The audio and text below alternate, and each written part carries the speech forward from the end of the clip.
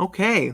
Now we're going to be talking about the Matrix films. We'll be talking about the Matrix and then the Animatrix in this episode. So I guess I don't need a spoiler warning. It's the Matrix. Probably you've seen it. Spoilers for the Matrix, Animatrix, probably a little bit of Reloaded and Revolutions and a little bit of Resurrection. So like, listen, it's all one synergistic thing. Yeah.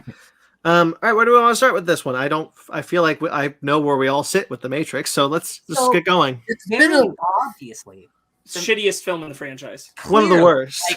Like I can see all the action. Like what is this? Like shaky cam doesn't exist yet. Get out of here. Where's Christopher Nolan, please? The CGI is too good.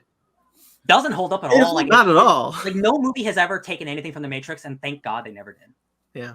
Anyway, The Matrix is one of the greatest movies ever made. Arguably the most important science fiction movie of the last 25 years. I wouldn't argue that. I would say it's true. Before watching this, it's been a long time since I watched all these Matrix movies, and I know they're good, but truly watching this again in the modern day of Hollywood, there's nothing like The Matrix. No. It is so good. There is not a wasted frame. Everything is perfect.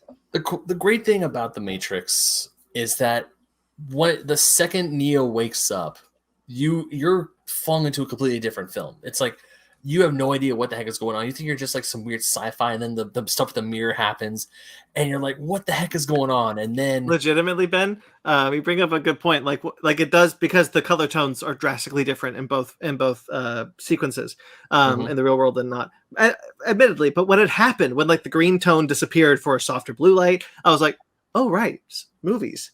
Yeah, right. The marketing didn't tell you what the movie was. No. It just looked like an action movie, so the Matrix stuff was hidden. So like I was too young to like see it in theaters. I probably would have, but like I wouldn't remember it. It is such a reveal, and it is so cool. And I just don't know if any movie can like capture like what this movie does in terms of like turning into something you don't know it is, and then it's like it's. I don't even know where to start. I love this movie so much. I think you brought up a good point, and I think the place to start is with what you just said. Like, let's go back. What's your history with the Matrix? Oh man, where did it all begin for you? I saw the Matrix after it came out on VHS or DVD, and then I saw the Matrix movies in theaters, and I did the sequels. Sure. And I was 11, 12, whatever, and I didn't like them because I was a very different person back then. Right. But I love the Matrix like from an early age. It was. I remember my dad bringing home the first Matrix DVD, and of course it was rated R, so of course he didn't allow mine or myself and my brother to watch it. But then I guess he would talk about it with his friends at work. It was just the Matrix became this huge global thing that he finally brought my brother and I in. And he showed us like select scenes and parts of the movie that we had a family movie night where we watched the Matrix together. And I remember parts of the movie really traumatizing me as a kid because I really hated needles as a kid. Especially the part with the acupuncture and the whole when he wakes up and the pop, pop, pop, pop. But then you get to the action scenes. You get to Morpheus doing. Do you know how many kids on my playground did that in 1999? Every one of them. How many kids do you know how many kids I knew who did? All of them, and they were covered in dust on purpose so they shake it off. And or people were like having Nerf guns and trying to do like the Neo dodging thing. Breaking your back. Oh man, it was a time. It was a time in our lives when the Matrix like took everything over. And every time we saw someone wearing sunglasses and a black suit, we always go, agents.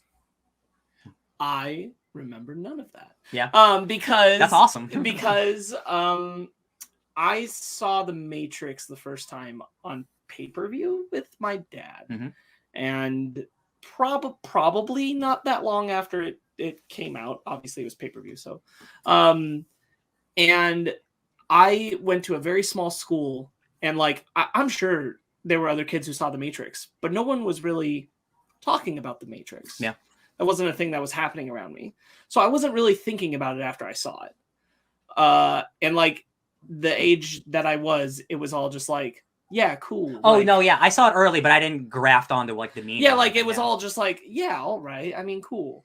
I didn't give it a lot of thought after the first time I saw it. And I honestly don't think I saw it again until a couple of years after I saw Revolutions the first time, which I also didn't see in theaters. I saw none of the 3 Matrix films in theaters. Not a one. The period, because it took a couple years for the sequel to come out, but when it was announced that Reloaded was coming out, that's when I was old enough. That was 2003. Yeah, and I was like, year of the Matrix.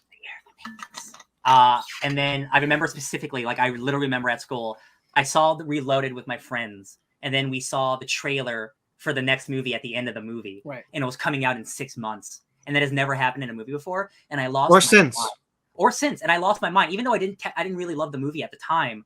I was like, I'm getting the next one so soon, and this is what it looks like. Holy shit! It blew my mind. Do you mind, Ben? No, go for it. I will say this every week. I adore this film. I adore all the Matrix films. There's not one film I dislike. I love it.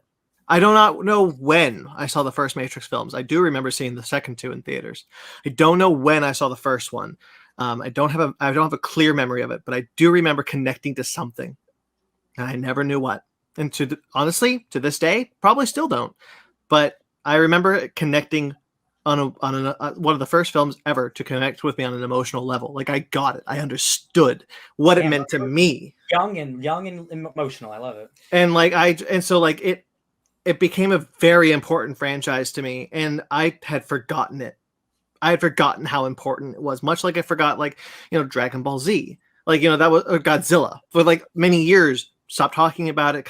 You forget the feeling it gave you, and then rewatching them was such a godsend to me. Like, oh, right, I love this movie.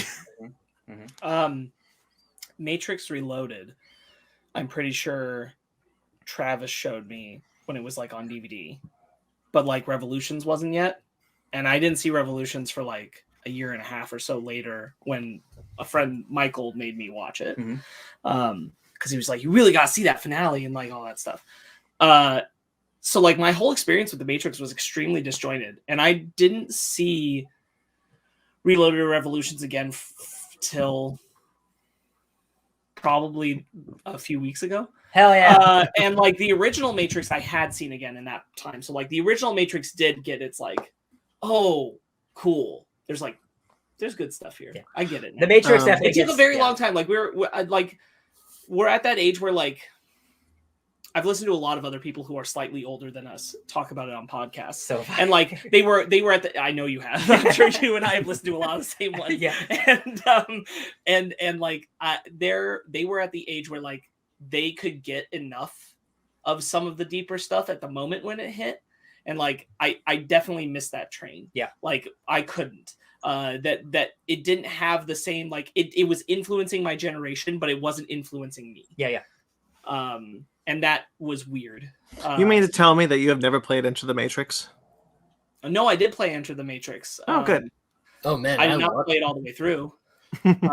Listen, you clip off enough walls and do bullet time enough, you have it. That's all. Yeah. I gotta say, it's never. I remember exactly that year of you get the Animatrix, you get the Matrix Reloaded, you get Enter the Matrix, and you get Matrix Revolutions, and I'm like, hell yeah! I didn't all of it. I didn't even see all of the Animatrix until just a few weeks ago. I'd only seen a few of them. So I always liked the Matrix, and I really, really enjoyed it. Whatever the most recent time I saw it before this a few weeks ago was, and recognized oh, this is a really good movie. Well done, awesome. But it didn't make me go, maybe I need to reevaluate everything else in the Matrix. I was just kind of and it wasn't even that I didn't I had Revolutions and Reloaded on a double copy DVD or something.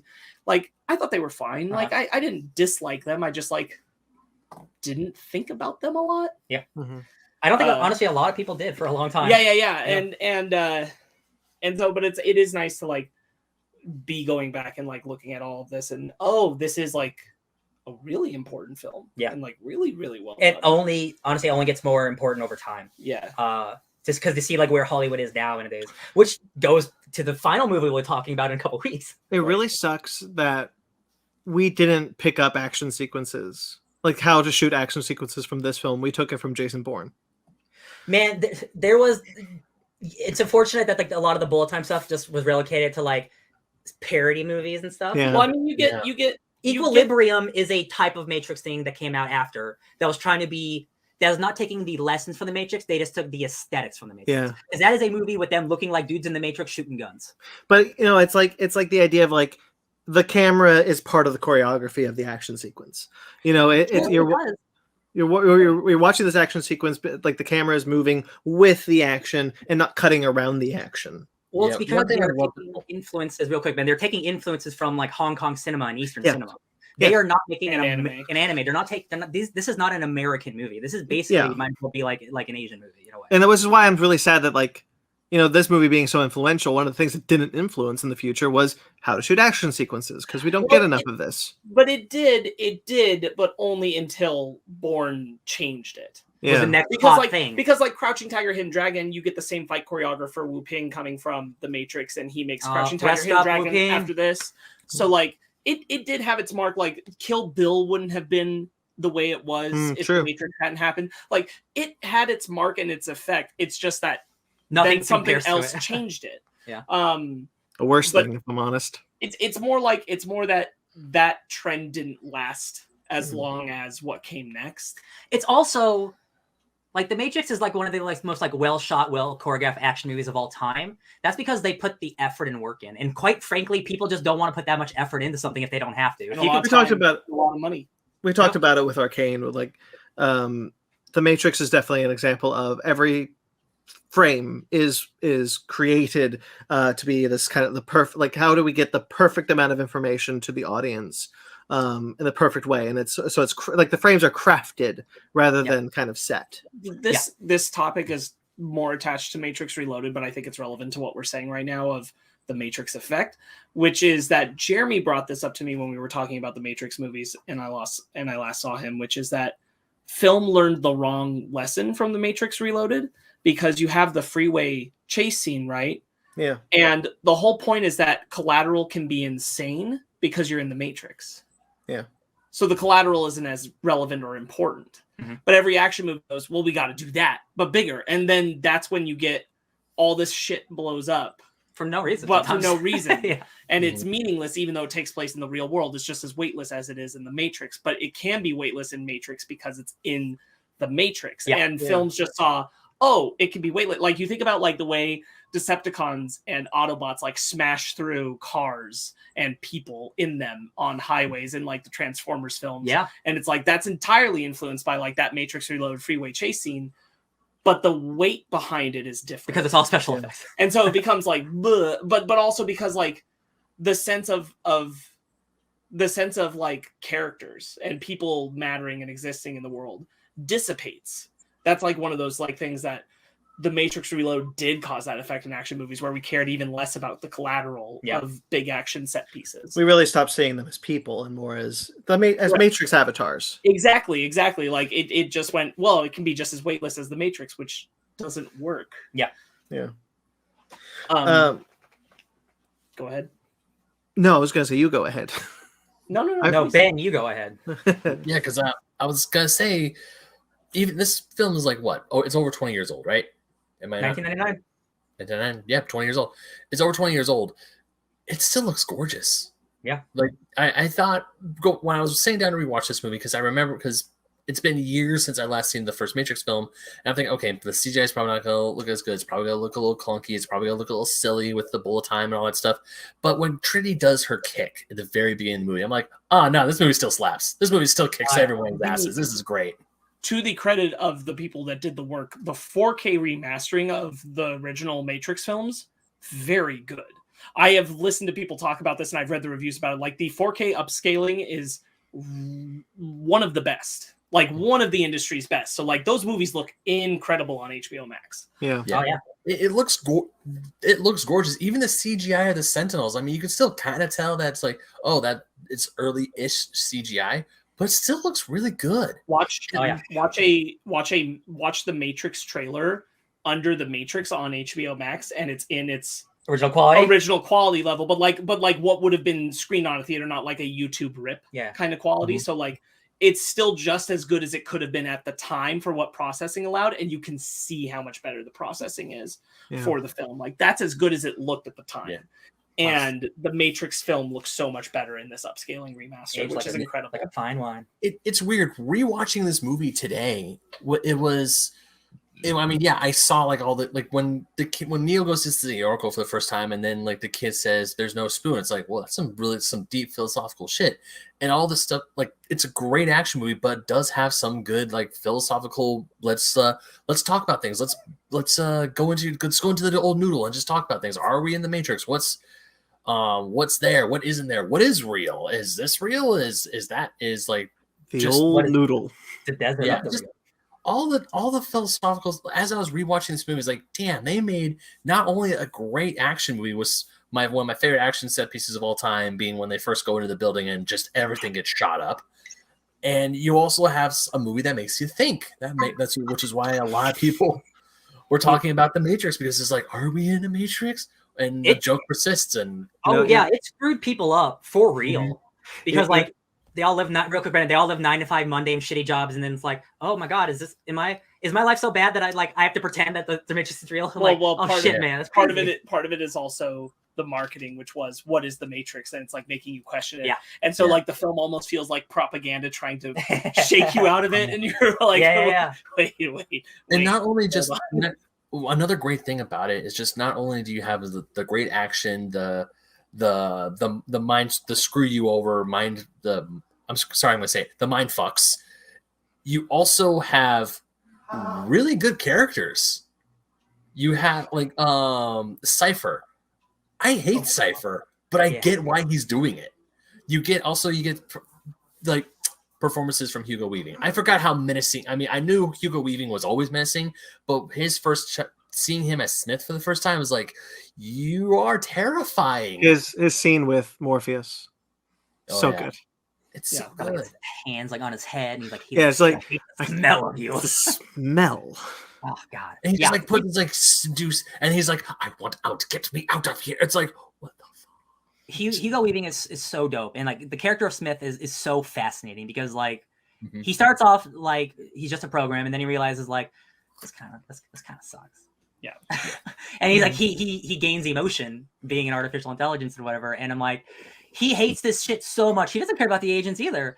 I need to get out of here, and you're the only way I can. So like, I'm going off. I'm a rogue program, baby. That is such an awesome. He says specifically, he's like, if I get you, they'll like take me out of the Matrix, and I'll just be a program out there, because he wants to be a machine, right? He wants to be in one of the machines flying free and not in the Matrix. Yeah, he is as much a prisoner as the humans. But that scene is so important, because that's the first time you clearly get a recognition that a program has sentience as its own identity.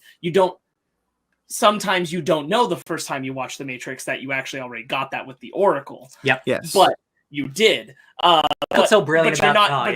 You don't necessarily know that the first time you watch The Matrix. Yeah. To put Hugo Weaving on even more of a pedestal than he already should be on, the other agents in the movie, like the two other agents that flank Smith at all times, they're robotic. Like the way they deliver lines is very smooth, very monotone. Whereas when Smith is talking to like Morpheus, when he's even talking to the cop at the beginning of the movie, he's like, "Then your men are already dead." He gives personality to it, and you know from the get-go that he's not like the other two agents who are just like. Yeah, I mean that's deliberately to show that Smith has evolved past his programming. Yeah, this movie's great. Yeah, I want to raise you though, Ben. A couple minutes ago, you talked about the best action. You said your favorite action sequence was the one with all the guns. I want to say that the best action sequence, bar none, is still the fight between Morpheus and Neo. I thought you were going to make a joke and say the best scene is actually the one with all the guns. Oh, I definitely think that the best action scene is the subway fight. That's a pretty good one. Oh yeah, it's a pretty good one. Morpheus versus Neo. Morpheus versus Neo. When he does the That's a very good sequence. That is also a very good hand-to-hand combat sequence. Come on, stop trying to hit me. But see, like I go for the Sparks up probably agree. I don't go for the gun violence anymore for the Matrix. I much prefer the hand-to-hand stuff. I think that's far more interesting to me at this point in my life. Well, this is something that I was looking at, and I'm like, it's not really that prominent in the Matrix. No, it's not. To be honest, a lot of people talk about. I think it's the one. Here's the thing: the one scene. I don't think we would think about the gun scene as much if the narrative of, and I get it, of the time period hadn't tied that scene so much to Columbine. Yeah. I don't think we would talk about that scene as much. I don't think we'd think about that scene as much. But because we did, I think that scene comes up more often than it would otherwise. It's the gun stuff. It's again because of bullet time as well. Like Right, even though it's not essential to the movie, it's what everyone thinks about. So Right. you think of it's like the gun movie, but it's like 40% guns. Yeah, it's even like it's so minimal. Like the specifically like the resistance fighters. So often this doesn't come to like gun fu. This comes to like other kind of confrontations. And even if it is like Trinity using the gun on the agent, that's not her shooting 1,000 miles away. That's she just walking up. It might as well be a melee. Like kill. Matrix, like the freeway chase scene in Matrix Reloaded has guns, but the focus isn't on that. The focus is on the physical confrontations that come up on top of the semi or things like that. So like, I also don't think that the gun scene is anywhere near my upper echelon. I also, but it is still it's a dope. kick-ass moment. It is still dope. Yeah. We're here, so let's talk about that moment. I've heard a lot of people talk about this, and I've thought about it before, and I've kind of had my own headcanoning for how it works, but I think my headcanon would fight the canon of the Matrix. How do you guys feel about them killing people who live in the Matrix? For some people, this apparently is a deal breaker. This is like the main thing that makes them like the movie less is the gun scene and is the fact that they kill cops. So people who are plugged into the Matrix and believe they're cops. This is a thing where having extra knowledge outside of the movie helps my case for that. Yeah. Because I know if people are killed, like if they're not doing Neo shit, if they're a regular person who dies, that consciousness base gets transferred to like a new body.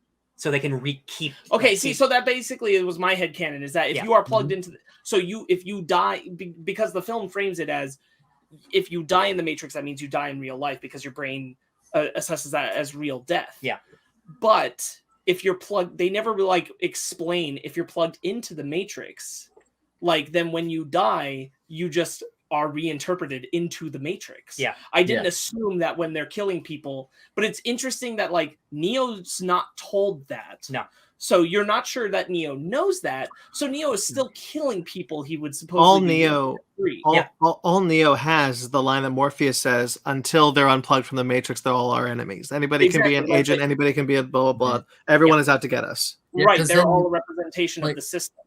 Yeah, like because the way I saw it is like when agents take over people in the Matrix, I always interpreted that as like these are people. These are just like random programs that they're in.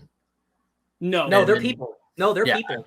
I wasn't until yeah, well, what's it? Because like it's all about the brain computer thing. Like it is the agents doing a hack on the human brain to become them. This is where the Matrix and then its sequels get kind of funny, because when you watch the Matrix, you are pretty much given the perspective that everyone who's in the Matrix is a person unless they become an agent, but the agent just takes over the body of a person and there's nothing else in there. You learn that there are other programs in there. In fact, there are quite a lot. Yep. But to the point where like all the characters you'll meet are programs and you'll stop meeting people. But it's when we see the agents die. I don't know if this is every time, but a lot of times when we see an agent get downed, we see them turn into the old body, the old program. They revert. Yeah. Right. And so like they spend time to show us that happen and not just pass over it. So they want us to feel something in that moment. Yeah. Right, and that's where like I wanted to bring it up as a point of discussion, because like I find it fascinating that there are people where like that's kind of their it's not the deal breaker. Like they still acknowledge that they like the film, but their main hang up, the thing that they keep coming back to, is they have a problem with the fact that these people are supposed to be the liberators, yet they will murder willy-nilly the people who are in their way, even if they don't understand that they're in their way. There are people that could potentially be freed, and I'm like, I get where that can feel like a gray area. Yeah. Your interpretation of what you said is also what I was interpreting without having explicit knowledge of that being the case. Yeah, they basically repurpose your body so they don't waste an energy cell. Yeah. Yeah, because they said like, dude, they keep these people alive for as long as they can. So I can only assume if someone were to die in the Matrix, they just get uploaded to a new like slice of life, essentially. Basically, Yeah. Just like, okay, just essentially just a new character remake, just new character reset but same physical attributes. It's what basically would have happened to Cipher. Yeah. This is very much like the thing I find really interesting that I don't think like the films explicitly explore. It's all subtext, but is the concept, and I think it's the reason Resurrections works for me so well. One of the main ones is that technically everybody's a program. Technically everybody's life is written out by the machines. They're what they do and who they are is designed by the machines. Even if they are a person, they are essentially, and they're not born.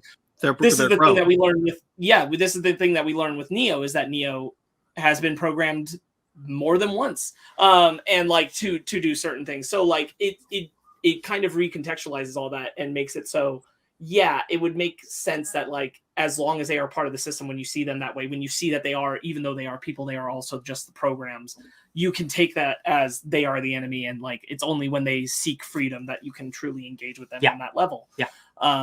But I do find it interesting that like the text of the Matrix creates a barrier for people where they can't get past that kind of gun violence, because that is not explicitly, especially with just isolating the singular first film, not stated, and is like a barrier of like, oh, but they're just like murdering people who are in their pods. I feel like the Wachowskis would have made a bigger point about it if they thought that it was a negative thing that they were doing. You know what I mean? Like if Neo and Trinity were killing people, I don't think the Wachowskis would have made that. That's exactly what I think. But I get how like there are like good film critics who I hear who this is still. Like, I see that point. I just don't agree with it. I think also like, again, I do think like the Columbine connotation just unfortunately has a lot to do with it, even though it shouldn't. Yeah, true. It just does. Let's talk about real quick, just like we know the plot of the Matrix, but like humans are used as batteries to power a machine city. There are millions of those pods. Right. I remember, like, I still think about that and how just crazy the concept is. And like the entire movie takes place like in a computer. And then like half of it, they're just like in a bunch of rags and hover cars. And I'm like, what is this movie? I'm glad you brought this up, because I want to talk about the design aesthetic of this film. And I think is entirely unique even now. We have not seen much. We see a lot of people recreating like the feel, like the Matrix stuff of the Matrix, but no one recreating the outside of the Matrix stuff. So that the technology that we see in the Matrix of the machines, of the Nebuchadnezzar, things like the Sentinels, like that still feels wholly unique, because nobody's done it like that since. Nobody's tried, really. Yeah, like Sentinels, I don't think there's anything, like they're just squids, right? But like there's never been another enemy on screen that are like the Sentinels. No, like there's never been like a starship like the Nebuchadnezzar. Yeah, that is a hover car that uses electricity to bounce off walls and stuff, so it can stay silent. That's so cool. That's so cool. Like the fact again that we don't see that kind of thing. We haven't seen hover cars like that at all ever until the new Matrix movie, and I'm like, man, like they really didn't take the good stuff from the Matrix. No, they really didn't. Nothing. Like there's been Matrix parodies. There have been people trying to mimic the fight sequences of the Matrix, but tons of that stuff. But nobody's really doing anything with the post-apocalyptic stuff, and I found that so fascinating. But it has made the movie put in a very interesting spot as it ages. Because since there is nothing like it, it kind of like sticks out as it ages of like a thing unlike anything else still. Right. There is no spoon. No, I agree. I think they do a very good job realizing this real world and making it like you can really relate to Cipher's dislike for what reality is, and it makes the choice feel more impactful. It makes it feel like it's leading the audience to think a lot harder about, would you take that pill? Would you come out of the Matrix if this is what life is? If this is what life is? I love Cipher, that piece of shit, so much. Joey Pantalone. Yeah. I forgot how instant it was. He's like, if you see an agent, Neo, you run. And then the second later, he's eating steak with an agent. I'm like, oh my God, that's so good. Yeah. And like his whole thing about like, I know this isn't real, but I don't give a shit. It's so much better than the real world. And like, honestly, that is a position a lot of us would take 100%. If I got brought out and I'm like, oh man, this rest of my life, oh, I like steak a lot. This is one of those things. Like one of the podcasts I was listening to at the end, they were like, would you take the blue pill or the red pill? And both of them were like, I would have to take the blue pill. Yeah, And being they were honest. like, I have a wife, I have kids. They won't come with me if I go. Yeah. Like under the laws of what the Matrix is, like I would take the blue pill. I can't leave all the people I love. Yeah, it is a crazy thing to think about. Like if you truly were given a choice of like, this is not your reality. Yeah, right. That's not to say the next reality is any better. Right. Well, but yeah, like exactly. Cipher also says Morpheus lied to us. Like he promised us reality, but this is what we got. Like because Morpheus and supposedly other people who are freeing people aren't saying you can take the red pill and you can be freed, but like this is what freedom looks like. Because he, like, you know, the subtextually you can kind of think like he knows what it looks like. But it's more important to be free. So like it's almost like a grip. Yeah. Yeah. Like you don't so know like, how like bad you it have is. to because we wouldn't know theoretically. We wouldn't know if we're like presented with that option what reality would look like. Right. So we're thinking like, oh, it's better. All of Morpheus's dialogue and his presentation is written like a cult leader. Yeah. Like he's written that way. And then in the sequels he is a cult. yeah. And that's what he is. It's just you happen to agree with what he's wanting generally. There's an entire other side of the Matrix where there's a bunch of commanders who hate Morpheus and think he's going to ruin everything by trying to do this one man mission. That is so cool that like there's divides on who believes everything. Right. And again, having how much of this computer program movie be about faith. It's really cool. Well, speaking of Morpheus, one of the things I totally forgot about this movie watching it was that within the world of the Matrix, to kind of cue you into that this world is real, because for the beginning runtime they want you to think it's real to some degree. But when Neo is told about Morpheus, like the agents are like he's a known criminal. Like Neo's heard of Morpheus, has heard of Trinity. Like they're known terrorists, they're known criminals. Like there's a news broadcast being like, if you see this Morpheus guy, call this number. And like I forgot about that because knowing what I know now of the Matrix, I wouldn't catch that normally. That's incidental detail to me. But the first time watching it is very important because it cues you into it being real. Yeah, even real quick, even if you've seen the trailers, and like if you know nothing about the Matrix, have you listened to the Waypoint discussion about that yet? Okay, somebody brought up a really good point of if you know nothing about the Matrix and you watch the first scene, Trinity is the villain because you have a bunch of cops and agents go into this place with this black-clad woman and she starts killing fools left and right. And like again, if you don't know anything, she's the antagonist, right? Which is really cool. And then it just subverts everything. I think that's really cool. Yeah. It's a really good movie. Some would say. I was gonna say something, but even like when Trinity meets or when Neo meets Trinity for the first time, and he's like, "Wait, that one nudge, that one hack, that was you?" And she's like, "Yeah, that was a long time ago." I was like, "No offense, I thought you were a guy." Mm-hmm.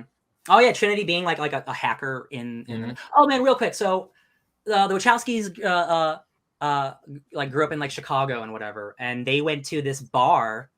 I know where you're going. They're going to this bar, and it was called. What was it called again? Do you remember? It was called. Anyway, the club that they go to in the first Matrix when Trinity meets with Neo, that is a real club that the Wachowskis went to, and like they like discovered themselves. I'm pretty sure it's called Neo. It's called Club Neo. Yeah, it's called Club Neo in real life. Which is fantastic. And they had like Trinity and Morpheus nights. Yeah, and they would have like nights for that stuff. Like it's called Club Neo. That's cool. That's so rad. The Dragula is a bop. Like I always listen to Dragula. Like I'm always happy about that. Yeah, I was like, man, that must be the first time I first heard Rob Zombie's Dragula. But it was a question for the three of you. When you watched Matrix and Animatrix, which one did you watch first? The order of release. The Matrix. Yeah, I always watch the Matrix before I watch the Animatrix. Okay. The Animatrix was more of a. I can understand why you would, but like I would never watch the Animatrix. It's the type of thing where it is a prequel, but it's information that you're not supposed to have before you watch the Matrix. Yeah. Well, only this time are a prequel. But it gets everything after that like takes place post the Matrix because you've got the story Neo and stuff. You got the story of him saving the boy. That's true. I guess the story of Trinity trying to save the detective. No, him saving the boys before. No, it'd be after the boys before. It'd be after this one. Because that's what I meant. Yes, I understand what you're saying. I misinterpreted what you're saying. Apologize. Gotcha. So like it doesn't like I mean, it's fine that you watched it, but I do think it kind of gives away stuff that you shouldn't have knowledge of yet. Even though I know you've seen The Matrix before, but like, you should watch them in release order. Yeah, because this time I watched the Animatrix first and then watched the actual Matrix. And I feel like watching the Animatrix, there are shorts that I feel do benefit if you watch them first. But then you're right, it kind of does give away big plots of the first film. Like, obviously, the Second Renaissance. That was... which is the history of the war between the humans and machines and why everything got screwed up. Pause, Ben. Do we want to get into the Animatrix now, or do we have more for the Matrix? Oh, I definitely have more for the Matrix, but I don't mind if we're bouncing around a bit. Yeah, we can bounce. Okay, you don't need a hard line divide. The Second Renaissance parts 1 and 2 is some of the most emotional animation I've seen in my entire life, and it's all about robots. Which is crazy. So watching that specifically before the Matrix, I guess, helps like to show you like how we got to where we are. But again, I think it's important to watch the Matrix first, so you don't have a preconceived notion of like how things already are, because like it kind of ruins the plot of the Matrix if you know what it's about. Yeah, it does. Yeah, it totally ruins the plot of the Matrix. But the Second Renaissance is something I would definitely say watch after you see the first movie. But the one short I feel there could be, I can't think of it right now, but it could be a good argument to watch before you see the movie is the detective story with Trinity. Sure, that's a good one. Because I really like, that's one of my favorite shorts of the whole Animatrix, and I really like that, and because it's about a guy who's still plugged in the Matrix, and he finds out who Trinity is, and he's like, something's going on here. That is my favorite. Yeah, that is my favorite one. The detective story. Oh, you're cutting in and out. But it's my favorite. Yeah, we're losing you in and out, Brandon. Yeah. Let's see you soon. Let's go back to the Matrix real quick. Trinity is awesome. Hollywood failed Carrie-Anne Moss so bad. What else was she in besides nothing? Because she got screwed over by Hollywood. Literally, like, what's the last movie you saw? Oh, she was in Daredevil. She was in Daredevil. Jessica Jones. Sorry, Jessica Jones. Yeah, she was a dope. Had lesbian. Like, good for her. I'm glad she had that. No, yeah, but it's like she is somebody who should have been acting for 20 years. Yeah. She made Memento, and then she made The Matrix back to back, and she's excellent in both of these movies. And it's just a shame that like she doesn't do much after that because Hollywood's really shitty. Right. Talking about Trinity, how she's awesome. I love Carrie-Anne Moss. Yeah.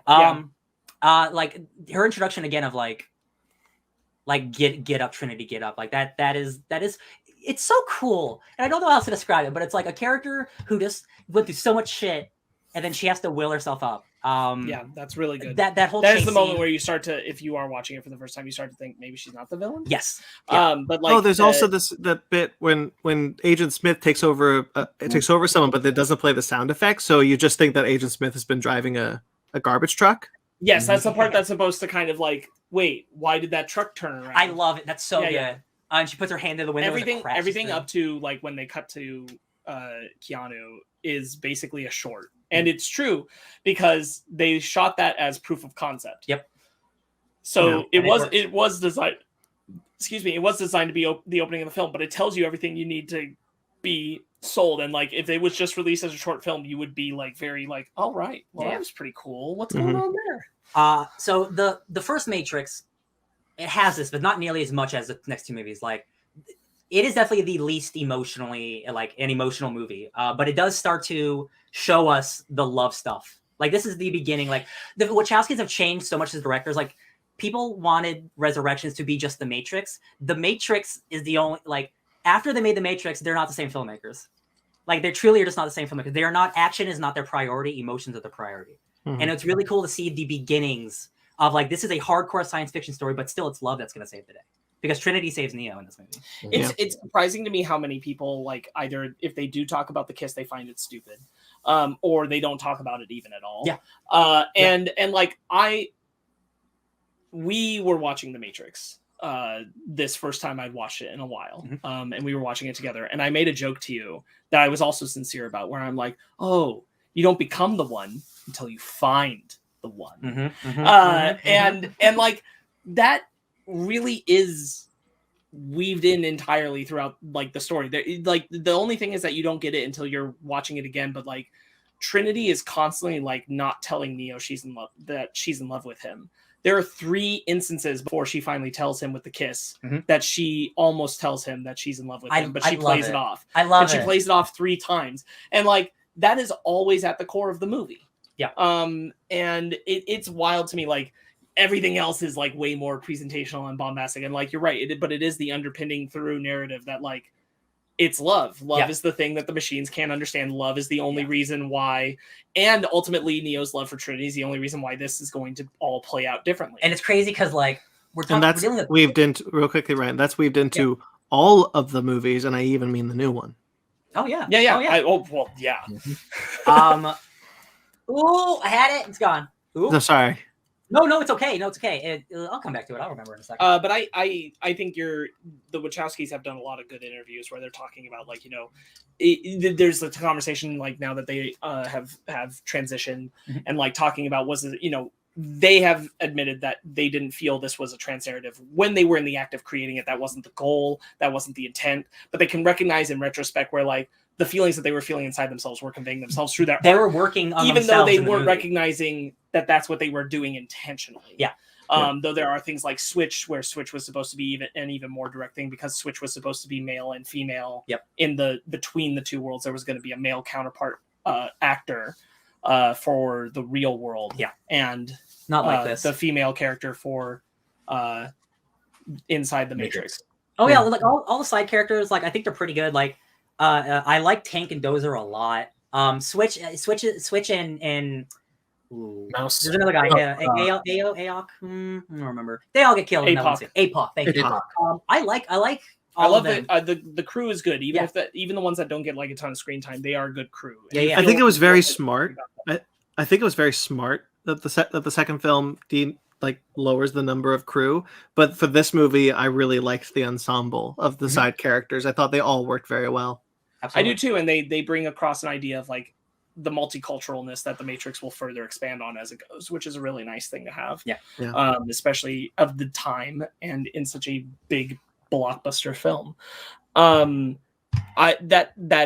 sense of like representation of trans also carries over to like the casting, honestly, of Neo and Trinity, where they are more or less an interchangeable different sex version of each other. Absolutely. And this has always been like they are both the one. They are tied to each other. They are that representation of a male and female. Got it.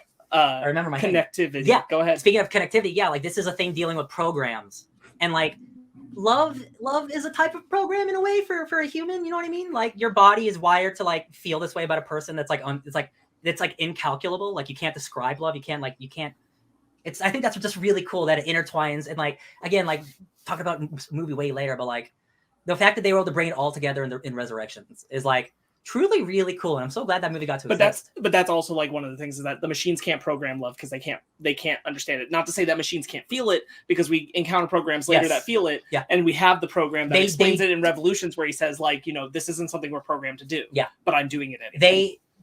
This is super later, but like like it's just a word. Right. That doesn't mean they can't also do it, in their own way, which is cool. Like I can show love in my own way, which is beautiful. That's my whole thesis of film stuff is like, what does it mean to be a human? Yeah. I think they do a really smart subversion of what the male protagonist archetype of an action movie was at the time, and especially of something that like only came up to me on the most recent watch, but like the subversion of Neo playing the female role in a fantasy story. They refer to him as Dorothy and Alice. For going into the rabbit hole, going into going to Oz, the wonderful world of Oz. Yeah, like he is taking on that typical female role of entering this fantasy world, having all that change, and that is being subverted onto him. He is the princess, and he's the person who gets kissed at the end. He's the princess by True Love's kiss. He's the one who's unconscious when it happens. Jumpstart that heart to bring him back. Like that's really a cool that is that subversion, that it is like this story can be applied to you whatever the gender is. I think we can start to wrap it up a little bit, but like I think that final fight in the subway is still just one of the most perfect action scenes ever made, because it's not just great, nicely choreographed, but like it is an emotional battle too, because these are two people who don't want to lose what they're fighting for, and like our villain is like so he's so insane. And I'm like, oh man, he can't get out. He's a super virus. The greatest, the fight, like the part where he gets hit by the train and then comes out of the train is maybe my favorite moment. That's really good. It's so insane. I love it. Yeah. You guys talked a lot about. If I'm coming through, okay, I want to rewind a little bit too. You talked about love, and I firmly believe that Neo and Trinity are one of Hollywood's greatest couples. Yeah. Like characters, like I put them up with Rick and Evie, Elizabeth and Will, like these like epic love stories of the early blockbusters, the early 2000s, late 90s. Those big melodramatic love stories that we're missing in Hollywood now. And watching it again, I'm like, oh right, love. I wouldn't say that after the first Matrix movie. I will say it after the sequels because they're not really a couple in the first. I think it's easy to sideline them because their performances are more understated. Yeah, both of them. It's the sequels that like the horniness is so they're just like they are eye banging nonstop. Right. Yeah. Nonstop. It's that is important, but like I do think that in general, this specifically with this film, but in general, like they get sidelined out of that kind of recognition and conversation, and I think a lot of the reason why perhaps the new one didn't work for a lot of people is because they're not paying attention to what's really going on in their performances, and they're taking it for granted. Yeah. 100%. Trinity's like reluctantness to like tell Neo about like how much she loves him, and like we all heard sort of like, oh, like we heard that she would fall in love with the one. I'm like, oh my god, that's Neo, and it's like you can tell she's digging him, but Neo doesn't believe in himself, but Trinity believes in him, and then when she kisses him, it's all so good. I just love it. It's the sense of understanding that this movie comes to a close with, of like, understanding who you are and what your place in the world is, that really resonates with me. Yeah, and like in the Matrix, it's all about like your fully idealized self. Like, who do you really want to be? Like when you like, and that's like so important to just like people. Like how do you want to be seen? I think it's really important, especially now. Morpheus makes a reference when he pulls Neo out that he owes him an apology because they usually don't pull people out after a certain age. Mm-hmm. And later we learn that Cipher has only been out for 9 years. And I'm like, yo, he definitely was too old. Yo, they pulled him out at 40. That is so rude. Yeah, right. That is so rude. I get it, Morpheus, but like go for someone younger, please. Yeah. I'm really glad, like we talked about the gang. Like, I'm glad there's people like Tank and Dozer who are naturally born from Zion. That's cool, yeah. But it also it gives the scope of what the world is, how long they've been out of the Matrix, how long people have been free, how late in the game Neo was coming to the story. Yeah, which has to be like an even weirder existence, like being utterly unable to tap into the Matrix. Yeah. So you just have to interpret it from like the sides. That you become like the operator. Yeah, that is a cool idea. Yeah. I love this movie. The jacking in, it still like makes me squirm because it's just like it's done very well. It's done very well. It's not CGI back then. It's like the sound effect has stuck with me. The like zipper noise going into the back of the neck. Then you brought up when Neo gets like jacked off out of the Matrix and all the that is such an incredible scene of he's like Jesus and then like the pull of all the wires going off and the thing drills. Oh god! Oh, it's so visceral. Yeah, that was very traumatizing for me as a child. And then when he's and he has all the acupuncture, I was like, I don't like this. And when I first saw that, I left the room. I couldn't watch it. When I first saw this movie, I remember thinking like, why did the machines just get rid of him? When he came off, I was like, oh, because he's garbage at that point. He's not a battery. They can't plug you back in. Yeah, Cipher is chasing something wrong. He can't be plugged back into the Matrix. When Neo is freed and the machine like, oh great, another one, it just drops him into this pod because like that's garbage now. We can't use that. That's what's so sad about Cipher. I also think that's how they get rid of people like who like die, like when their bodies finally just wither and give out. Yeah. It's like, oh okay, well this battery's dead. We gotta, and they just eject them and they just rot in the sewer and then they just gets recycled. It's 100 years. That's what I think that's what. Isn't he in a pool with other bodies? Did I misremember that? Like there's other floating bodies? No, it's a singular. Okay, it's just him. Yeah. Should we do Animatrix then? Let's talk about I it. have notes before we move. Let's do it. I can talk about the Matrix literally all night. Yeah. Yeah, me too. Honestly, great visualization everywhere, specifically with like when Neo comes out of the pod the first time and all that stuff that's going on there. It's I really love the way that it changes and retones itself when it does the kung fu battle between Morpheus and Neo. How it totally changes itself to being a kung fu film. The way it shoots itself very well. Fishburne's incredible. I really love the meaning behind the first jump, especially with Neo being so hesitant with the heights at the beginning of Free the my film, mind. and like what that is. I thought that was really good, especially then Neo being able to fly by the end of the film. Like, come on, big change. I love that part so much. This was I rewatched The Matrix again after our rewatch. So like, and when I watched it that time, I went, hold up a minute. And like, it's okay. Like the movie moves so well. It's such a tight script. Like this doesn't really matter. And I don't give a shit. However, I do have to ask, how does Cipher go to the meeting with Smith?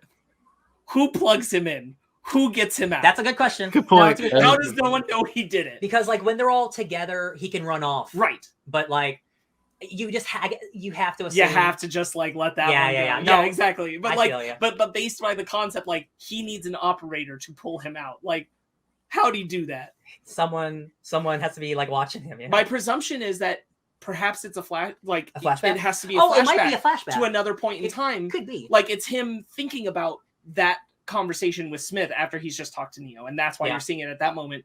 But like he doesn't say anything specific about Neo, so he doesn't necessarily have to have met Neo yet. It's true. It might be a flashback. So it could be, and under that circumstance, I'm like, I guess there's a way he could do this without anyone seeing. Damn, dude, I've seen this movie so many times, and I never thought about it. I know it was the first time where I went, how the shit is he there? I thought about it this time. Tank going like, what the? Yeah. Tank like, kill him. Tank being like, yo, why you jacked him? What are you doing? Yeah. I do love the scene with Mouse where he's talking about how did they make taste sensations? How do they know what chicken tastes like? Maybe they got it wrong. That's why everything. That's what they think chicken. tastes what it tastes like. Yeah, exactly. The whole thing, I think that's very good. I like Mouse. Yeah, dude, Mouse is very. He gets good. taken out, but he's just like, like I'm going like a bop. Incredible score. Oh, this was this guy's like first big score too. Yeah, he was like a small dude. Don Davis. Yeah, and like he made one of the most influential like cool noises ever. The one horn for the Neo getting completely distracted by who has a crush on him when he sees the Oracle. The bass line with the Oracle's great. Like, so good. Yeah. All the Oracle's dialogue with him is so good. She specifically says the line "being the one is like being in love," and I'm like, "Yo, come on! It was always there." Yep. People just aren't paying attention. You just know. The idea of the one being the one who will do what needs to be done. You got the gift, but so like Neo, I like that everything always comes down to choice. Like it is Neo's decision to put Morpheus ahead of himself that allows him to walk the path that will lead him to being the one. Because he becomes selfless. The concept of deja vu is great. Oh god, glitch in the Matrix. That shot. This is probably one of my favorite shots in the movie. The shot of them in the wall. Oh god, that's awesome. Yeah. And it's all black on either side as they're like moving down. Like you just don't get shots like that in movies anymore. Listen, like in American cinema. You know what's funny? Unless it's A24. Cipher is in the Matrix. He could have held that coffin. I'm just saying. Yeah, he could have. That's a purposeful. Yeah, cough. That's a purposeful. That's an evil cough. That's a bad guy cough. That's an evil cough. That's an evil cough. Oh man, when Morpheus got the burst when he shouts to push himself through, and also when he like breaks out of the chain, so good. When I was watching, I had to pay attention this last rewatch because when I'd watched Matrix Reloaded and they're talking about Smith, I'm like, when did they learn his name? And it turns out that it's right then when Morpheus confronts him, he's like, he says his name is Smith, and he's like, y'all look the same to me. Yeah. It's Smith. Yeah. Cipher being super gross with Trin's body is a good moment. Really showing that like all Cipher really needed is some love and affection himself, like from the wrong person. DLC. Like it's messed up, but like that is the thing. Like once you're out of the Matrix, what are you craving? You're craving human connection. True. Yeah. The hint at the first Matrix designed to be a paradise, according to Smith. But humans but it didn't work needed out. to be shittier because they're a plague. Not enough power. I love every moment where someone's like, you know, the first time we did this didn't quite work out for this reason. That's like my favorite thing in this franchise. I love the idea that the machines were like, look, we tried to make it like Happy. perfect. We tried to make it win-win, and you didn't like it. We know we're the bad guys, so we tried to help out, but y'all are just too messed up. You rejected this. How? Why? Yeah. The Agent Super Speed effect is still cool even today. It looks great. The after image effect. God, the helicopter crashing into the building and the ripple still looks So incredible. good. Oh, so great behind the scenes thing. One of the shots of a helicopter is a toy model. Yeah, a little just something they bought from the store. I love that we turned into a Western film for the showdown between Smith and Neo for a bit. And then yeah, like Brandon, I know you've posted the GIF a couple times, but like him getting up and doing the thing. It's truly one of the coolest things a person's ever done. One of my favorite things in this movie is when he like breathes in and out, and the Matrix doesn't take him. Yeah, that's what I was gonna say. Is that I lied about the in the wall being my favorite shot. It's the shot where he does that and the walls pulse around him. Yeah, that's my favorite shot. I love the way they do him seeing the Matrix as code. It's so cool and that the way like it freaks out the programs. It's like he just bought like DLC like a video game DLC pack to make him 10 times stronger, and then he's going to go fight the final boss when you're overpowered, and he's just like one-handing it. Like it's like me fighting Ganon at the end of The Legend of Zelda. I'm too strong for you, buddy.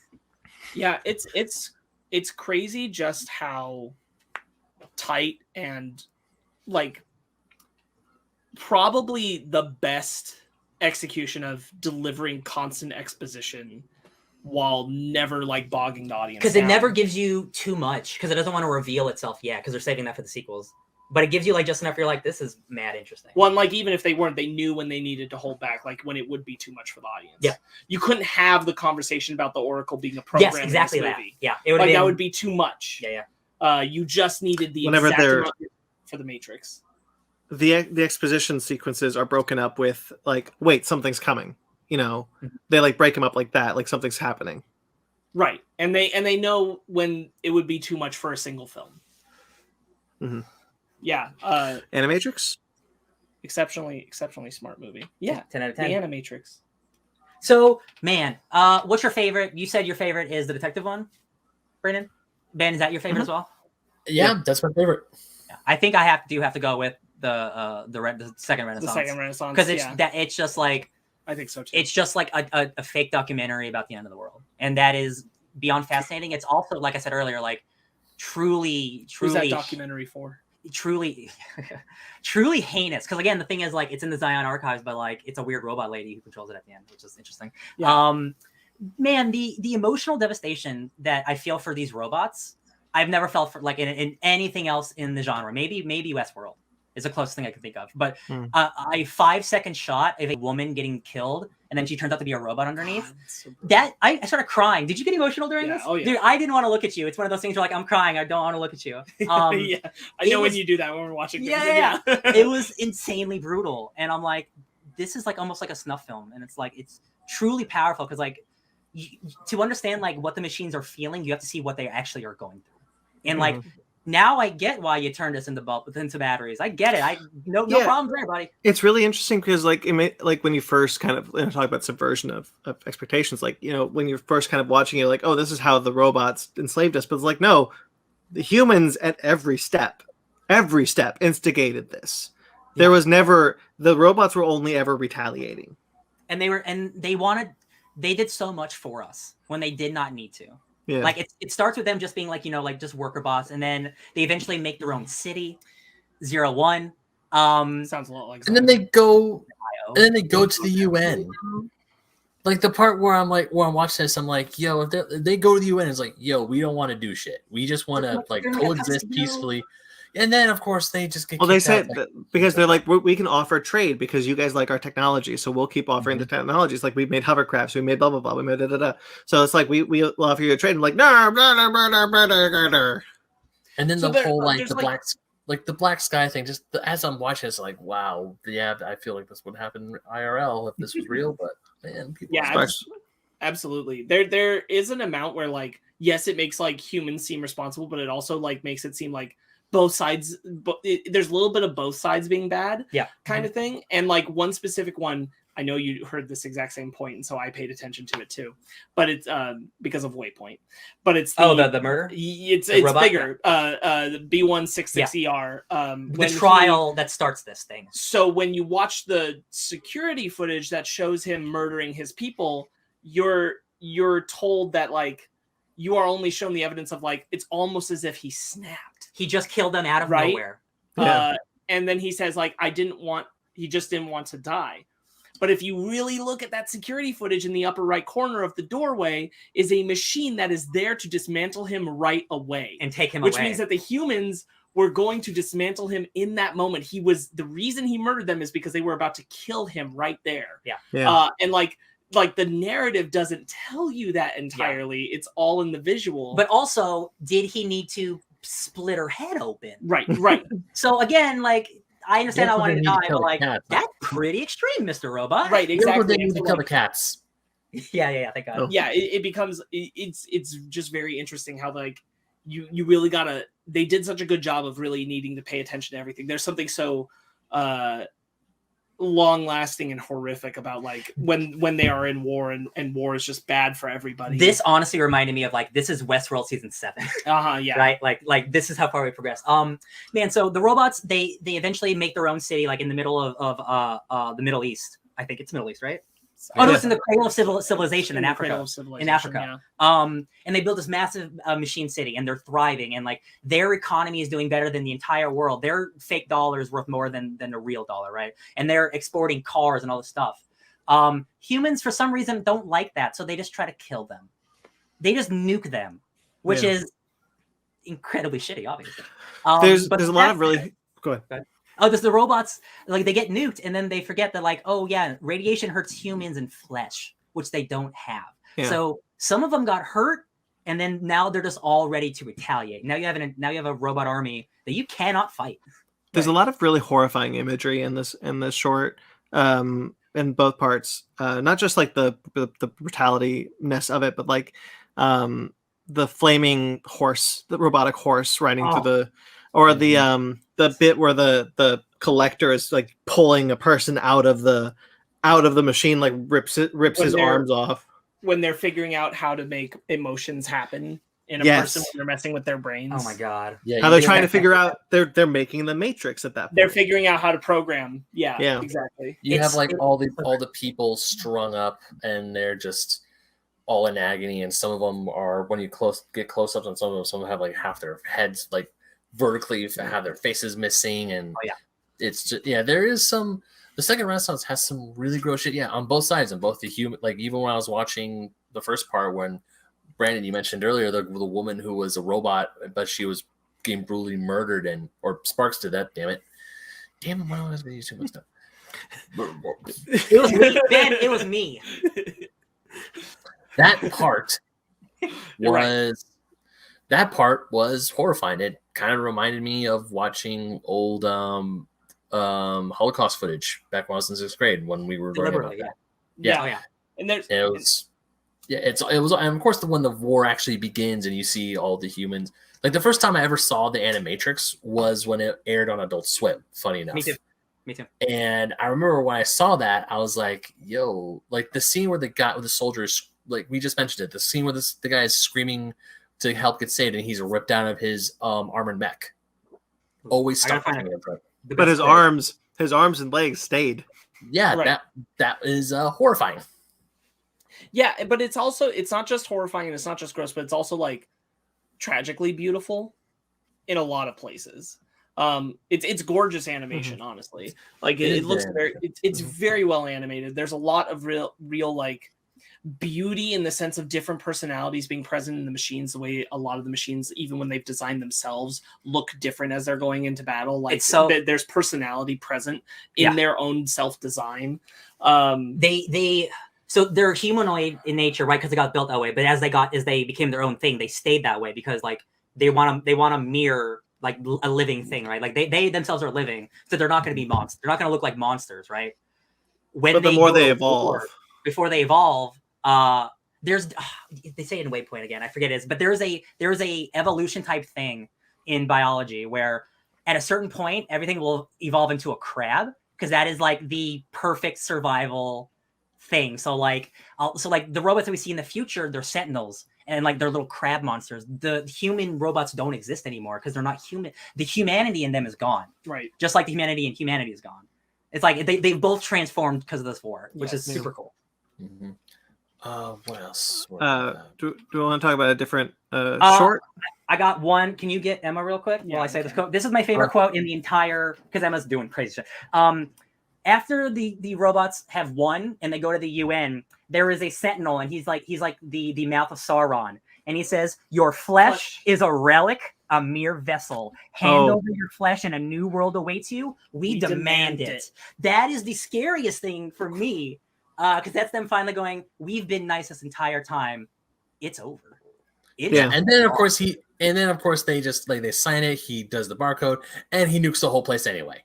Yeah, and then he dies inside of it. That's the whole thing. Is like he's signing a contract of like peace accords between them, and he's like, yeah, but also, boom. That thing is super messed up. I love that robot design. Also, he's like symbolism, because when the representatives from 01 came to the UN, one of them was holding an apple. He was also holding an apple at the same time. He's like, you could have had this, but you chose the other one. So, I love this. Like, this is again why I love Westworld. Like this idea, it's not done wrong. It could be really like gross and like like offensive, but like there's a scene of a million robot march, and I didn't feel that was gross. You know what I mean? Like, there's ways that you can do it, and it's really tacky. There's a lot of like calling up. That was weird. Sorry. There's a lot of like calling up images of civil rights activism and things like that, and they know what they're doing. They're the B166ER bigger case. Like they know what they're calling back to, but I think it's done in a way where like they want to make direct. It can almost be too on the nose, but like I don't think it hurts it. No, in doing so, especially because like it's trying to make a point, even if it's making that point very bluntly. Yes, because for me, like when they say the Million Man March or Million Robot March, I'm like, okay, so that means there is a million robots. That means that they nuked a million robots, right? Like, and that is like the scale of like what this war is. It's like it's insane. Great shit. What's the next one? So we'll talk about Mag brought up a short in the comments. He remembered the Sprint Runner short and the images being fascinating. Yeah, that's an interesting one, because I was too young to understand what that one was doing, but like he is willing himself out of the Matrix. He is so good at what he does. Like he's been able to master the Matrix in a way that he breaks out of the Matrix with his running. That is an insanely cool idea. Well, it's not even quite like it's not even quite mastering the Matrix. Like to his mind, he is pushing himself to the utmost of his limits, but his belief in himself and his own limits means that he doesn't believe in the rules of the Matrix as much. So he's able to like pierce the veil, even though he's not trying to pierce the veil. Yeah, it's a good band. He essentially runs out of the Matrix. But it's a good analogy for like a runner's high kind of thing. But like he's just like achieving the perfect runner's high. It's really cool. It's a nice one. It's very visceral animation. Like as he's running, which now because I've never really watched speed running. Now I get why the Flash runs like this. I get it. I'm not mad about it anymore because that's what speedrunners do. Still doesn't look cool, but you know. The thing again, like the other runners turn into agents, and then they're speed running too, and I'm like, this is sick. Cool little short. The agent designs on all of these shorts are really cool because they keep changing them. And obviously it's an anthology, but like every art style is super unique and different to the next one. Yeah. So we talked about the other one that I really enjoy, just because I mean the action is gorgeous, but also it was taking all the animation boxes, and all the action boxes were for me was Program, the one that was set in like feudal Japan. So cool. That one's very good. That's basically like early Star Wars Visions. This whole thing, Star Wars Visions is this. Yeah. Sure. But there is one short that is not my favorite. Only really because I'm not a big fan of the animation style. This is me not knocking the animation style. It's just something. Sorry, Ben, you have a tendency to kind of like jump between two things. Did you want to talk about the first short first, or would you rather talk about the next one you were going to talk about? Oh yeah, let's talk about the first. Let's talk about this one. Yeah, because the Japanese one is really cool. I love that. I love that one too. It's my second favorite. Phil Lamar is a voice in that one. Yes, too. he is. Yes, he is. I love that one a lot. I have to say, like, it is one where I sit there and I go, oh, I feel like this is how you lose people rather than like make sure you can keep them, because like it's a risk. It's so traumatizing. Yeah. Like I know like she just hits the guy at the end, but like you have to imagine like they either this is a new thing that they're doing or just this one ship is doing it, but like it would seem to me that the logic is that they're doing this because of Cipher, and so they're putting people through these tests. Don't they say something about Cipher? I swear they. I don't think they do, but they do say that it's a test. I think it's a test for like because like he's doing the Cipher play. Yeah. But we can get plugged in together. But this is a person that they've completely generated her emotions for, her relationship with, and then make her love him and also kill him. And I'm like, man, I don't know. That would make me want to go back to the Matrix. That's pretty manipulative. Because like she walks away and she's pissed. Like you do understand what I like about the ending of this is like you understand the traumatic experience that this was for her. Yeah, I mean, like I do think it's effective. I'm not saying like the short is bad. This is me saying like I think that the people of Zion would do this is maybe a misstep. Yeah. Like I hope this isn't a wide swath thing they're doing on all their ships to like check their people, because like this is the kind of shit that makes people not like the Matrix. Yeah, true. Very true. Yeah. I do wonder if like it's just this guy, because they do mention like the captain ordered this or whatever. Yeah.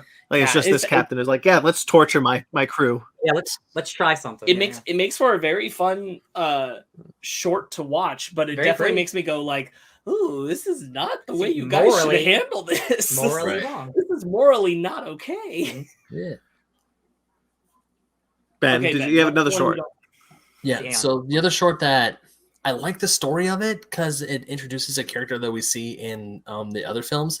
It's just the animation style. Yeah, the animation style is not my favorite.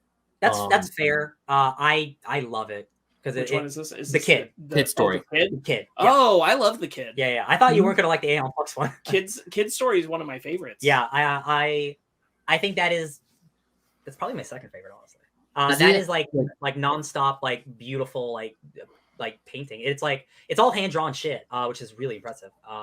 That took like a long time to make too. That specific one. I can understand not liking it. It is very loose in a way, and like the animation's very. I get it, but it's that to me that that style of animation. It reminds me a lot of Jay Lee's style of art. Now I'm not saying he's a bad artist. I'm not saying the art is bad or like the animation is bad. It's just that I'm not a big fan of that style of art. The story inside of it really compelling, really good. It brings a character that we see later in the films. It's like, oh, this is really cool. But other than that, it's just like really the only bummer. Like I was watching, it's like this is such a good story. It's just I'm not a big fan of the art. That's totally fine. What did you say, Sparks? You said something. I said he should have skateboarded and reloaded. Oh yeah, that's a good point. One of those wheelbarrows. Yeah. When he's like getting the ammo out, he's like, woo! So the kid is basically like the beginning of the Matrix again. It is somebody contacting someone to get out of the Matrix, but this time it's Neo, which is really cool. Which is cool, and it's Keanu. It also is the introduction of the idea of self-substantiating. Yeah, which is where you're able to essentially red pill yourself out of the Matrix. Yeah. And man, the shot at the end is he jumps off a building, right? Yes. That's how he gets out of the Matrix, is by basically suiciding. But he never takes a red pill, which is really important, and that's why like Trinity says at the end, like I didn't think self-substantiation was possible, and Neo's like apparently it is. Yeah. And that's why he's so constantly like imposing on the kid like you saved yourself, because like he literally did. He pulled himself out of the Matrix by his own will. Which again is something goes to the newest Matrix movie, where it's like the pill's kind of just like an illusion kind of thing. Mm-hmm. Yeah. Man, can't wait to talk about that movie. There's something inside of the classroom that I again like Waypoint brought it to my attention. The teacher? I looked at it. No, it's the white like cell in the corner of the classroom that like Rob brought it up on Waypoint and was like, "What is that? Why is that there?" And it looks like it has like a seal lock or something. So like there's something kind of more sinister to the classroom. Yeah. Okay. it's very weird. Like if you guys go back, I don't know if I could find a picture of it, but like if you guys go back in Kid's Story, there's the shot where it shows like the teacher up by the chalkboard and the students in the front, and if you look to the right, there's like this big white square with like a keypad kind of door on it, and it's never clear what that's for. Yeah. It's not the entrance to the classroom. It looks like an intense timeout zone or something. And like, I'm like, what is that? It looks so weird and sinister. Yeah. It's so bizarre, and I wonder what that touch is. Like, it's just never explained. It's so weird. Yeah. I love Kid's Story because you get like the perspective of like the people who live in the Matrix, and it's like, oh yeah, happens to kids like that all the time. Just don't believe they live in their reality. Yeah. And it's like, oh man, you don't even know. And again, the teacher is, there's the great shot of like his phone rings again, and it's the slow turn of the teacher, which is so scary. But it's a thing of, again, that everyone is your enemy in the Matrix until they get freed, because like that teacher, he's not an agent. He's just living in a society where this is normal. But he is like what Morpheus said, which is where like he's so dependent on the Matrix that even on a subconscious level, he'll do what is necessary to maintain the order. He'll be an enemy without really knowing what's going on. Exactly. Yeah. I really like Kid's Story. I thought it was me too. Really effective. I think it does that, like he's a character we see later. Yeah. I really like the Aeon Flux one. I'm not crazy about that animation though. I really like the story. It's where they're trying to convert a machine. It's a really trippy one. Where they're all like, we're gonna make this machine horny as fuck. Yeah. That's my least favorite one. Keep going like hee hee. Out of all of them, that's my least favorite one, to be honest. That's fair. Yeah. It's not my least favorite one. Honestly, my least favorite one is Flight of the Osiris, purely because like I like the intent of what that story is, but I find it kind of boring to watch, especially because I find the animation bland. It is the one animation that I think it looks fine, but it's the one that like doesn't hold up. It's one where I straight up sit there and I'm like, this should have just been in live action. I'll tell you what. I agree in the Matrix, but when they're out of the Matrix, I think that animation's really cool. When they're out of the Matrix. So like when they're doing like the Flight of the Osiris, when they like see I'm hearing what you're saying, and I'm like, I still would have just rather watched that in live action. I think on that one. I get you. I really like that one though.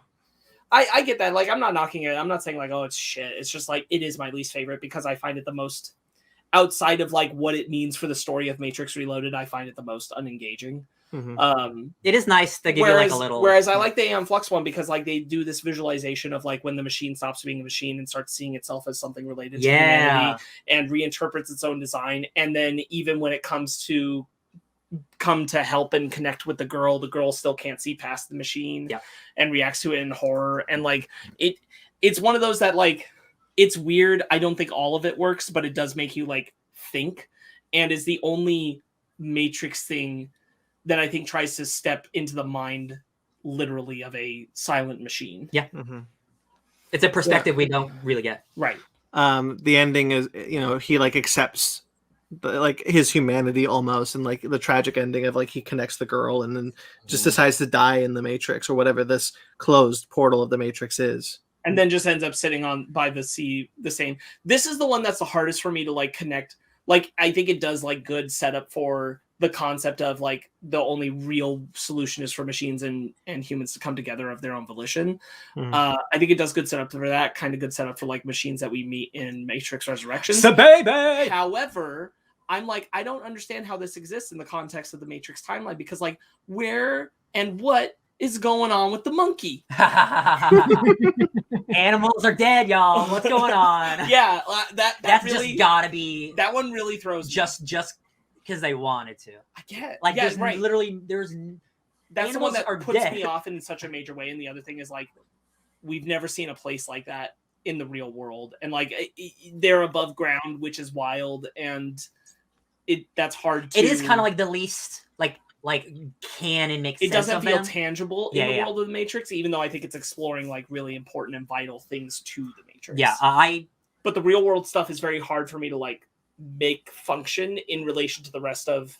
Now that being said, like it could be far in the past before Morpheus was at Zion. This could be the prequel to Resurrections that we don't even know. That's true. You know, like I don't know. It's very hard to like connect it into the wider spread. That's the part where it is most outside like the Matrix zone. Because there is the end where the machines do end up in the compound and kill everyone, which I actually think is very, very tragic. But like there's like a staging ground that they have where it's like there's they're looking behind a curtain, and like that's a pretty elaborate setup for above the surface. So we're told, like, as like we know the surface to be, it's the machine's territory. Yeah. Right.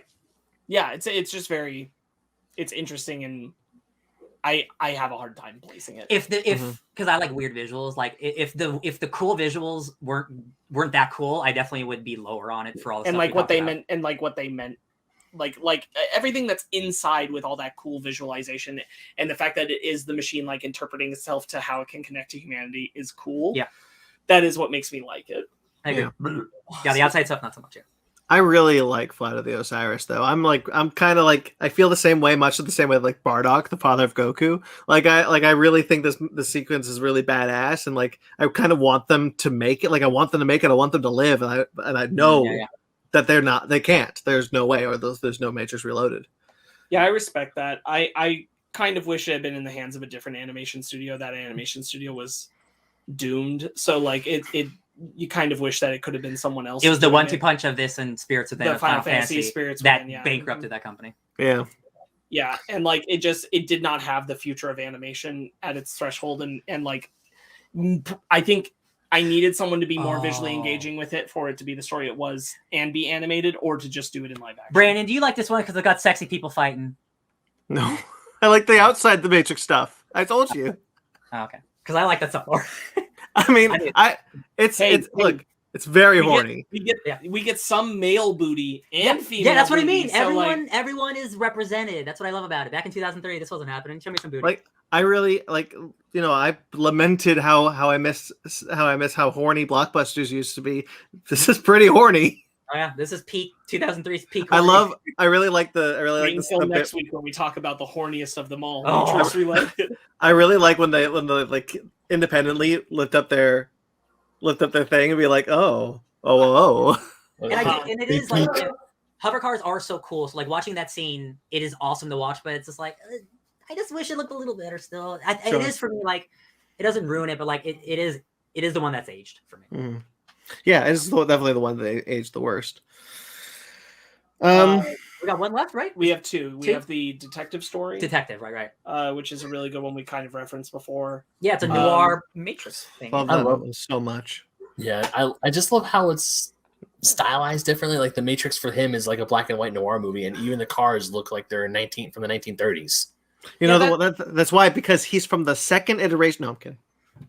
Well, but it does weird me out because Trinity's in it too. Yeah. And so I'm like, wait, shouldn't it be 1999? Yeah. I think this is just a thing of like they're doing like style just more being than stylistic more than anything. Honestly, I didn't care. Yeah, I didn't care.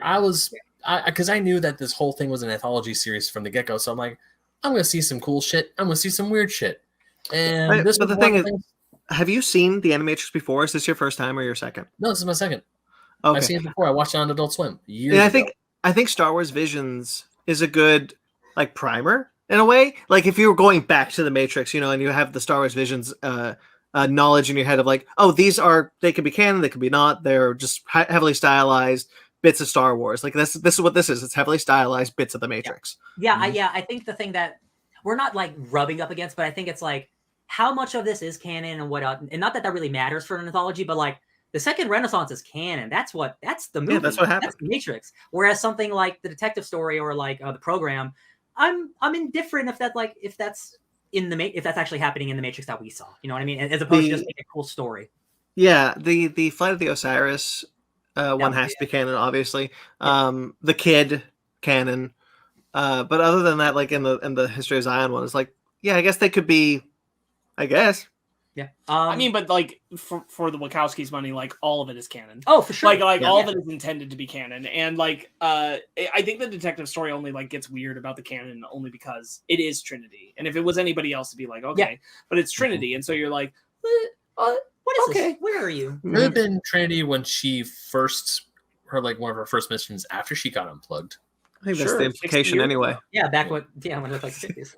That would be actually cool, Brandon. But if that was like your joke about like, oh, this was the previous Matrix, but yeah, Trinity is there. It's just Trinity, yeah. Yeah. Unless, no, I'm not going to do it. But that being said, like we know there's previous incarnations of the one of some people, so there can be a previous That's incarnation true. of Trinity just the same. That's very true. That's what I was about to say.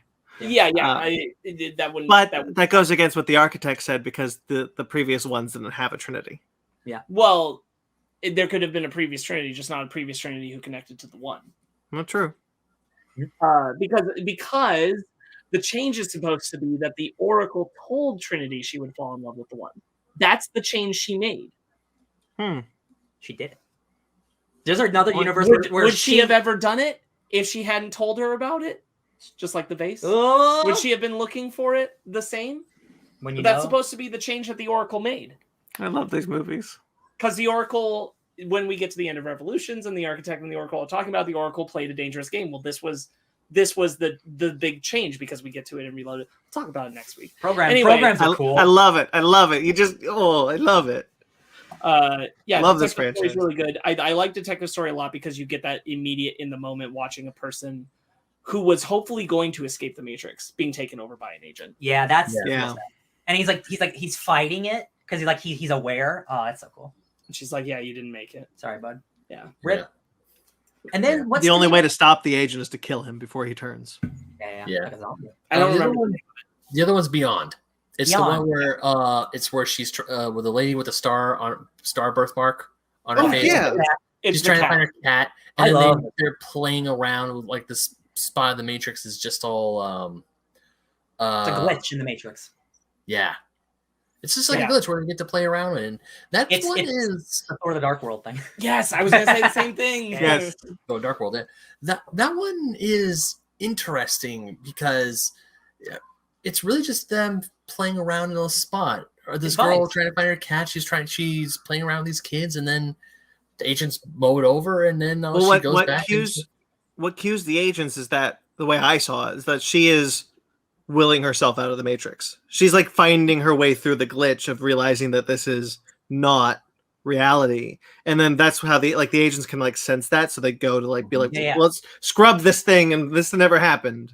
Interesting. That's not the read I had. That I didn't think it was specifically tied to her like finding her way out of the Matrix. I thought it was just that is a glitch, and like more people are going there more frequently, so the agents are becoming aware of it because it could lead to them finding their way out of the Matrix because it's something that doesn't look the same. But I thought it was much more like directly being an analogy for like the magic of childhood and how that gets taken away from you. Those places get taken away from you. The fact that it literally gets paved over to be turned into a parking lot. That sense of like childhood wonder and that being robbed. I thought that's really what it was all for, which I thought was done very, very well. Yeah, it was. It is like because most of these have been like action packed, like dramatic or like scary, or whatever. And like this one's just like kids having fun. Yeah, kids are flying, they're dropping shit. It's not fun. Really, really beautiful animation and great musical cues and sound effects. I really like this. Love the cat. Oh, yeah, it was a good respite from a lot of the fighting and the sadness and the depressing ones. I love the little girl figuring out that her shadow doesn't line up with her, and like the cat meows like a lion. All these kind of like weird things that happen inside. I think that's really neat. Yeah. Animatrix, you guys, very good. Always. I really like the Animatrix. I do too. Oh yeah. I remember having it on VHS. That's how I watched it first. Ooh, nice. Honestly, I consider it necessary lore expansion. Oh, 100%. Oh, yeah. Definitely. Okay. I guess that's everything. Think so. We got three more to go. Talk about the Matrix Reloaded and the Matrix Revolutions next week. So stay tuned. Shall we get into our book club then? Book it up. Unless Marc has any more notes. I just scanned through and no, I don't. I mean, I could say a lot more about the Matrix, but like, I think it's best we don't. If you guys want, I'm sure we'll reference back to it. Oh yeah. Before we go, Magan has been in the chat, so he's talking about the Dojo scene in the Matrix because they reference kung fu movies, especially Bruce Lee. True. Then we got weirded out by the Matrix the part in the Matrix where Neo's mouth gets. How can you call if you can't speak? The dojo scene when they're talking about like all the action stars, it's their first cue that there's been a lot more time than we were led to believe has passed. Hell yeah, that revelation in Reloaded. Yeah. Awesome. All right, shall we get into our book club then?